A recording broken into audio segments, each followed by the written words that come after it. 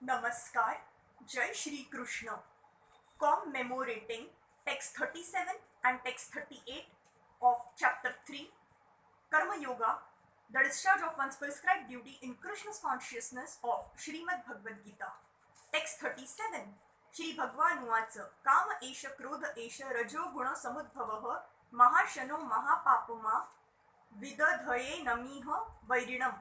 The Supreme Personality of Godhead said, "It is lust only, Arjun, which is born of contact with the material mode of passion and later transformed into wrath, and which is the all-devouring sinful enemy of this world.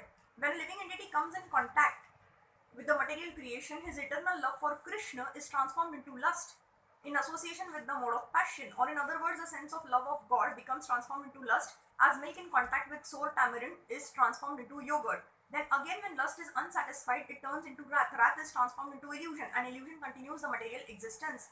Therefore, lust is the greatest enemy of the living entity, and it is lust only which induces the pure living entity to remain entangled in the material world. Wrath is a manifestation of the mode of ignorance.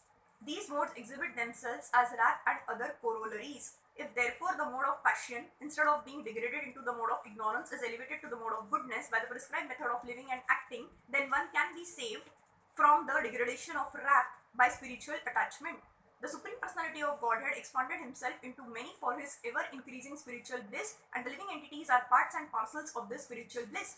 They also have partial independence, but by misuse of their independence, when the service attitude is transformed into the propensity for sense enjoyment, they come under the sway of lust. This material creation is created by the Lord to give facility to the conditioned souls to fulfill these lustful propensities, and when completely baffled by prolonged lustful activities, the living entities begin to inquire about their real position. This inquiry is the beginning of the Vedanta Sutras, wherein it is said, Athato Brahma Jidnyasa, one should inquire into the Supreme.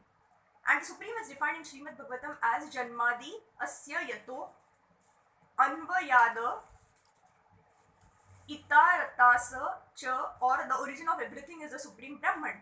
Therefore, the origin of lust is also in the Supreme. If therefore lust is transformed into love for the Supreme or transformed into Krishna's consciousness, or in other words, desiring everything for Krishna, then both lust and wrath can be spiritualized. Hanuman, the great servitor of Lord Ram, exhibited his wrath by burning the golden city of Ravan. But by doing so, he became the greatest devotee of the Lord. Here also in Bhagavad Gita, the Lord induces Arjun to engage his wrath upon his enemies for the satisfaction of the Lord. Therefore, lust and wrath, when they are employed in Krishna's consciousness, become our friends instead of our enemies. Text 38. Dhumena vriyate vahanir yatha darsho malena cha yathol bena vritto garbhastatha tene dama vrittam. As fire is covered by smoke, as a mirror is covered by dust, or as the embryo is covered by the womb, the living entity is similarly covered by different degrees of this lust. There are 3 degrees of covering of the living entity by which his pure consciousness is obscured. This covering is but lust under different manifestations like smoke in the fire, dust on the mirror, and the womb about the embryo. When lust is compared to smoke, it is understood that the fire of the living spark can be a little perceived. In other words, when a living entity exhibits his Krishna's consciousness slightly, he may be likened to the fire covered by smoke. Although fire is necessary where there is smoke, there is no overt manifestation of fire in the early stage. This stage is like the beginning of Krishna's consciousness.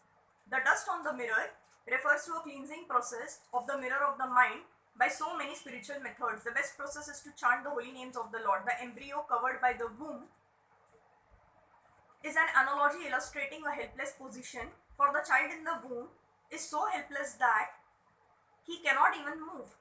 This stage of living condition can be compared to that of the trees. The trees are also living entities, but they have been put in such a condition of life by such a great exhibition of lust that they are almost void of all consciousness.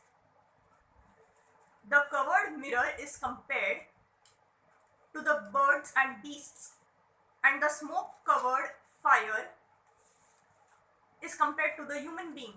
In the form of a human being, the living entity may revive a little Krishna's consciousness. And if he makes further development, the fire of spiritual life can be kindled in the human form of life. By careful handling of the smoke in the fire, fire can be made to blaze. Therefore, the human form of life is a chance for the living entity to escape the entanglement of material existence. In the human form of life, one can conquer the enemy lust by cultivation of Krishna's consciousness under able guidance. Thank you.